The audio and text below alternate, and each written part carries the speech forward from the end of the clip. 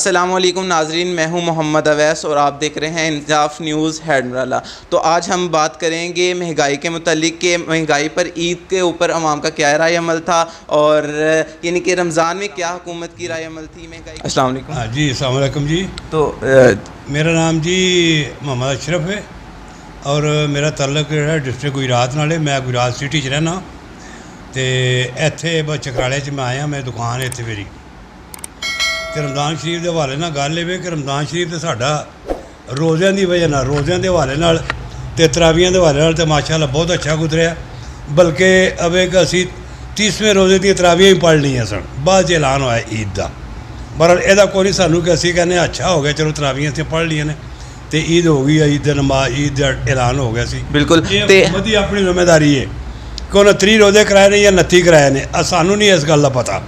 अगर उन्होंने 30 के 29 कराए ने तो ये गवर्नमेंट तो भार है, साढ़े तो भार नहीं है जी। बिल्कुल, हलाल कमेटी ने तो बहुत लेट फैसला किया। आवाम ज़्यादातर जो हजूम देखा है वो कहते हैं कि रात 12 बजे केड़ा चंद देख रहे सन ज़्यादा अक्सरियत, मगर सानू नहीं पता ना। मगर उन्होंने पहले ऐलान करना चाहिए। कुछ अवाम ने तरावी पढ़ ली सी मगर कुछ अवाम ने नहीं सी पढ़ी, मगर वो हलाल कमेटी का फर्ज बनता है कि इशा की नमाज तो पहले अवाम को इन्फॉर्म किया जाता। वो बिल्कुल गल सही है, लेकिन ये कि पिशावर वाले ने पहले ऐलान कर दिता, उस तो बाद ये भी डबल माइंड हो गए हुण असीं की करिए। बलोचिस्तान वाले ऐलान करता जी सानू चंद लभ गया, पिशावर वाले कहते सानू चंद लभ, उन्होंने तो हमेशा ही पहला लभ जाते हैं चंद और पॉपुलर के हिसाब ने।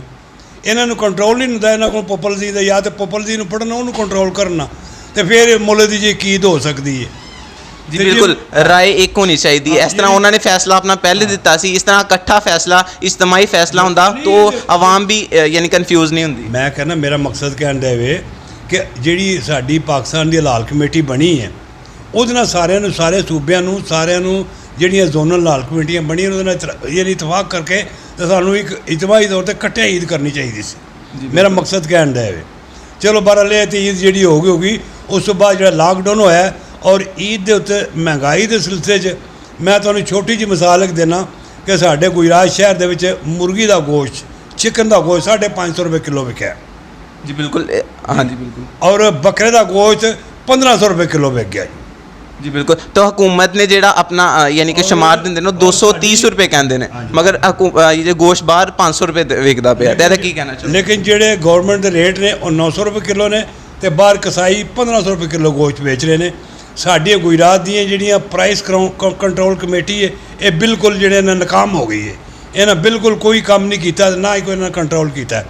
ईवन कि बीफ जो बड़ा गोश्त है उस कीमा मैं लैन वास्ते गया मैं 700 रुपये किलो उन्हें कीमा कर दिता बीफ। बिल्कुल डबल रेट, डबल तो भी डबल रेट कसाइया ने और दूजे तीजे जिन्हें जिहदा भी दाल लगे उन्हें घट नहीं की, उन्हें डबल रेट ला के पैसे। तो रमज़ान के महीने में वेख्या गया कि जो यूरोप ममालिक ने उत्थे यानी कि उन्होंने जो हलाल चीज़ा ने यानी कि असी जिहड़ियां चीज़ां खाने हलाल चीज़ों के उत्ते उन्होंने यानी कि ऑफ लगा दिता, उन्होंने सस्तियां कर दिता है। तो माहे रमज़ान के महीने में पाकिस्तान के यह सिचुएशन होंदी है कि महंगाई बहुत ज़्यादा हो जाती है। हुकूमत कह रही है महंगाई असी घट कर दी, सस्ते बाजार लगाए। तुसीं की कहना चाहोगे? ये हुकूमत अगों इंप्लीमेंट नहीं ना होंदी जी अगों ब्यूरोक्रेसी है। इन्होंने हुकूमत ने अपना ऐलान कर दिता ठीक है तुसीं करो, लेकिन ब्यूरोक्रेसी कंट्रोल करें ना जेडे हुण जेडे इंचार्ज ने उस इलाके के जी। बिल्कुल, मगर अगू करप्शन कह रहे हैं कि करप्शन दूसरे करते हैं, मगर करप्शन अपने इदारे में भी हो रही है, देखना चाहिए। यानी कि ब्यूरोक्रेसी को कंट्रोल करना चाहिए जी। बिल्कुल, और ब्यूरोक्रेसी जी नाकाम हो गए, साढ़े तो नाकाम हो गए। 2-4 उन्होंने सिर्फ एक कार्रवाई पाने वास्ते 2-4 छापे मारे ने।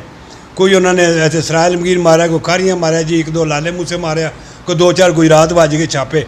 चलो जी प्राइस कंट्रोल कमेटी ने छापे मारे ने, महंगाई हो गई है, एने कसाई पढ़ लेने तो एने फलाने पढ़ ले तो यह टुट गया। बिल्कुल 2-4 पढ़ ले, लेकिन इंप्लीमेंट नहीं अमल दरामद को नहीं होया यदा। यानी या तो कोई रिजल्ट निकलता ना कि उन्हें छापे मारे तो महंगाई घट हो जाती। गोश्त फिर उन्होंने उत्थे 1500 रुपये किलो रखे। बिल्कुल, गोश्त सब्जियां इस दफा तो यानी कि यह पता चल रहा है कि मौसम की जी सब्जी है यानी कि वह भी रेट बहुत हाई ने रमज़ान के। मैं कहना हुकूमत अपने दिन सही है ठीक हो, लेकिन ये इंप्लीमेंट जो लागू जिन्हें ब्यूरोक्रेसी कराना ये नाकाम है जी। बिल्कुल, तुहाडे कहने का मतलब है हुकूमत सही कर रही है, फैसले सही कर रही है, मगर वो अमल जी अगे यानी कि हाँ बिल्कुल हाँ बिल्कुल वो नहीं कर रहे। हुकूमत अपनी राय सारी सही दे रही है। तो मैं तुहाडे कोल एक गल होर पूछना चाह बिल्कुल सही राय दे रही। गरीब आदमी का इस वे इस ईद खास तौर पर जी ईद गुजरी है, लॉकडाउन गुजरिया, रोजे गुजरे, कोई हाल नहीं रहा, नहीं सख्त महंगाई, हर बंदे की चीखा निकल गई। ਜੀ ਬਿਲਕੁਲ महंगाई तो ਜੀ ਬਿਲਕੁਲ ਤੇ ਮੈਂ ਤੁਹਾਡੇ ਕੋਲ ਇੱਕ ਹੋਰ ਕੁਐਸਚਨ ਪੁੱਛਣਾ ਚਾਹਾਂਗਾ ਕਿ ਜਿਹੜਾ ਲਾਕਡਾਊਨ ਹੋਇਆ ਹੈ, ਉਹਦਾ ਚਲੋ ਸਾਨੂੰ ਫਾਇਦਾ ਹੋਇਆ ਹੈ, ਬਿਲਕੁਲ ਫਾਇਦਾ ਹੋਇਆ ਹੈ ਕਿ ਸਾਨੂੰ ਇਹ ਫਾਇਦਾ ਹੋਇਆ ਹੈ ਕਿ ਕਰੋਨਾ ਦੇ ਕੇਸਿਸ ਹਕੂਮਤ ਕਹਿ ਰਹੀ ਉਹਦੇ ਤੇ ਬਹੁਤ ਯਾਨੀ ਕੰਟਰੋਲ ਕੀਤਾ ਗਿਆ ਹੈ। ਮਗਰ ਤੁਸੀਂ ਮਹਿੰਗਾਈ ਦਾ ਵੀ ਨਾਲ ਖਿਆਲ ਰੱਖੋ ਨਾ, ਉਹ ਵੀ ਤੇ ਆਵਾਮ ਦੇਖੋ ਨਾ, ਜਿਹਦੀਆਂ ਦੁਕਾਨਾਂ ਦਾ ਗੁਜ਼ਾਰਾ ਦੁਕਾਨਾਂ ਤੇ ਚੱਲ ਰਿਹਾ, ਅਗਰ ਉਹ ਦੁਕਾਨਾਂ ਬੰਦ ਹੋ ਜਾਣਗੀਆਂ ਤੇ ਉਹਨਾਂ ਦੇ ਘਰ ਦਾ ਨਿਜ਼ਾਮ ਕੈਸੇ ਚੱਲੇਗਾ? ਤੇ ਉਹ ਤੁਸੀਂ ਮੈਨੂੰ ਦੱਸੋ ਜ਼ਰਾ, ਤੇ ਕੀ ਰਾਏ ਦੇਣਾ ਚਾਹੁੰਦੇ ਹੋ ਤੁਸੀਂ? नहीं इन्होंने स्मार्ट लॉकडाउन किया कोई ज़्यादा लॉकडाउन तो नहीं किया उन्होंने, यानी ईद दी भी छुट्टियां भी आ गई, थोड़ा जिहा लॉकडाउन ठीक है, मैं तो सही किया उन्होंने जो लॉकडाउन किया। मगर हाँ जी बिल्कुल, मगर कुछ आवाम तक ये बिल्कुल सही है। अगर कोरोना का फैलाव इस तरीके ਨਾਲ ज़्यादा रहता है तो मेरे ख्याल से एक हफ्ते का इन्होंने और कर देना चाहिए। बिल्कुल लॉकडाउन करना चाहिए, मगर यानी कि उस गरीब आवाम का भी तो ख्याल रखना चाहिए। बाज़ कुछ होंगे ने उन्होंने दुकान पर गुजारा चल रहा है, तो हूँ अगर दुकान बंद बिल्कुल, मगर हफ्ते वास्ते अगर दुकान बंद रहती है तो उन्होंने निज़ाम किस तरह चलेगा? वो हुकूमत यानी कि महंगाई के उत्ते कंट्रोल करना चाहिए सी बिल्कुल, ताकि उन्होंने चीज़ां सस्तियां मिल जान तो लोग चलो फिर भी ये कि लॉकडाउन बर्दाश्त कर लेंगे। तो जो उधरों लॉकडाउन लाता गवर्नमेंट ने, उधरों आवाम ने लोगों ने कीमत बढ़ा दी ने, पब्लिक आवाम कितने जाए? बिल्कुल बिल्कुल।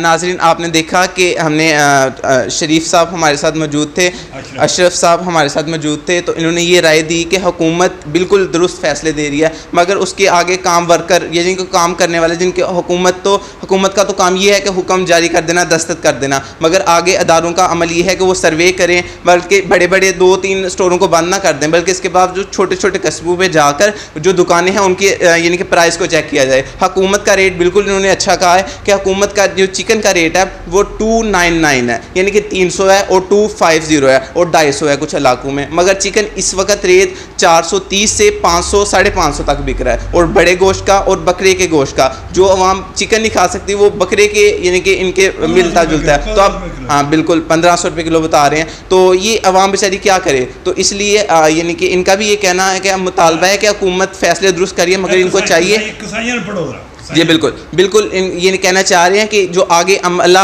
काम करने वाले उनको भी ये सख्ती से हुकूमती आर्डर पेश करके वो छोटे छोटे कस्बों पे जाकर अपना सर्वे किया जाए, ताकि तो चले ये बातें तो सारी चलती रहती हैं साथ के हुकूमत के मतलब। तो अब हम आपका ज़ाती क्वेश्चन ये पूछेंगे कि आपकी एज माशाल्लाह काफ़ी ज़्यादा होगी, मगर इसके बाद आपकी आवाज़ में वो गरज चमक, और ये कैसे, और इसकी राज भी बताइएगा, और ये आप क्या यानी क्या सारी अल्लाह ताला की देन है कि, और दूसरे ये है कि मैं ज़्यादा बड़ी सादा ग़िज़ा खाना पसंद करता हूँ, और उसके बाद यह है कि मैं सुबह शाम 2 टाइम वॉक करता हूँ, नमाज पाबंदी के साथ पढ़ता हूँ। अच्छा, आप वॉक भी करते हैं सुबह नमाज फजर के बाद?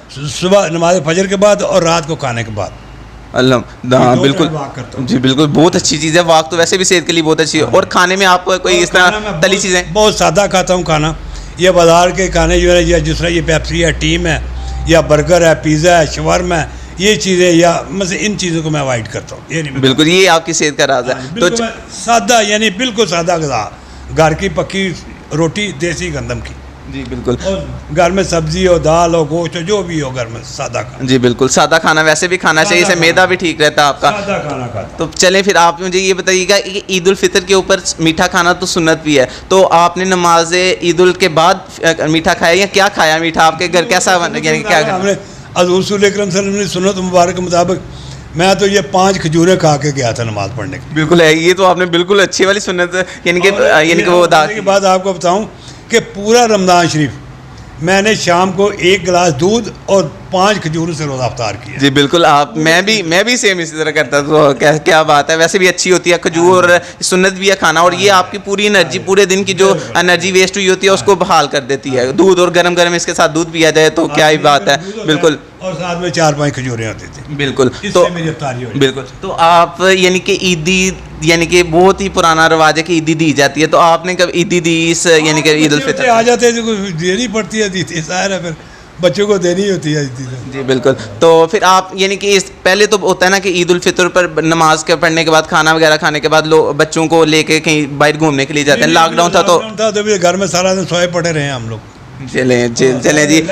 चलें जी, आपने इनकी खूबसूरत और इनकी सेहत का राज भी आपने जान लिया कि कितनी हेल्दी खाना खाते हैं। और वैसे मेरा पैगाम भी यही है कि बिल्कुल सादा खाना खाएं, और morning walk evening walk 2 time walk ज़रूर करें। बिल्कुल। और रात को यानी कि उन्होंने ये भी आपको बता दिया कि अपनी सेहत का कैसे ख्याल रख सकते हैं। तो ये सर्च के मुताबिक ये भी कहा गया है कि वॉक तो आपके लिए बहुत ज़रूरी है, मगर कहते हैं कि आप मॉर्निंग में खाना खा सकते हैं बादशाहों की तरह, और उसके बाद आप दोपहर को भी खाना खा सकते हैं, मगर रात को खाना खा के आपको अगर कह रहे हैं कि कांटे पर, अगर रास्ते में कांटे भी हैं ना, तो फिर भी कांटों पर आपको वॉक करनी चाहिए। तो वॉक तो बिल्कुल वो 2 टाइम वॉक करते हैं और हेल्दी खाना खाते हैं। हेल्दी खाना तो वैसे भी यानी कि स्किन के लिए भी अच्छा है, जो हमने इतनी अच्छे सैलून पर जाकर अपनी स्किन की केयर करवाते हैं, मगर हेल्दी खाना खाने से ही देख सकते हैं आप उनकी स्किन के कितनी अच्छी नेचुरली ग्लो कर रही है। तो इसलिए हेल्दी खाना खाएं, फास्ट फूड इस तरह की चीज़ों से आप अवॉइड करें। तो इसी के साथ आप मुझे दीजिए इजाज़त। अल्लाह।